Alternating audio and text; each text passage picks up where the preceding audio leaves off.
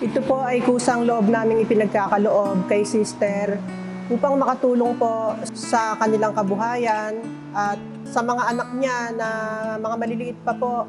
Aktibo po siya sa pagdalo, sa mga meeting. Lagi po siyang umaattend sa mother's meeting, local choir meeting. Kahit po nahihirapan po sila sa kanilang pamumuhay, hindi po hadlang yun para siya ay hindi magpatuloy. At higit po sa lahat, lagi po siyang mapagpasalamat sa Panginoon. Pagka po siya ay aming nilapitan, lagi po siyang andyan. Tinda sila, naglalako, nagta-tricycle, nagtitinda sila ng itlog ng itik, naglalako sila kahit saang barangay, kahit malayo. Ganun. Yun lang, parang nasanayan na nila magtinda ng itlog. Sana po kapatid, ito pong naipagkaloob na munting kabuhayan, pagyamanin niyo po para makatulong din po sa mga pambaon-baon po ng mga anak ninyo sa pag-aaral.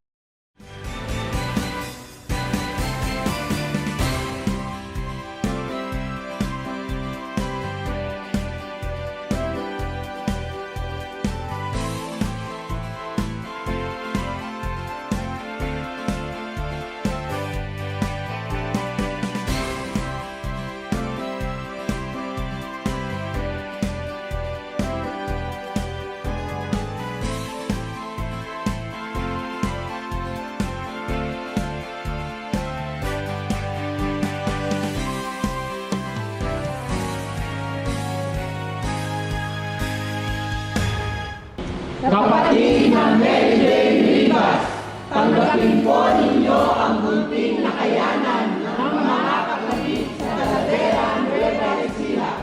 Sana po ay makatulong ito sa inyong pamumuhay. Nandito po kami palagi, nakahanda kumalalay sa inyo. Milyon salamat sa Diyos! Kuya Daniel, salamat po sa Diyos sa palaging pagtutulong ninyo ng mga kabutihan. Nandito po kami magkakapatid. Kasama niyo po kami palagi sa inyong mga panukala at sa pag-iingat sa mga kapatid. Mahal ka po namin sa tunay na kahulugan ng salita. To God be the glory!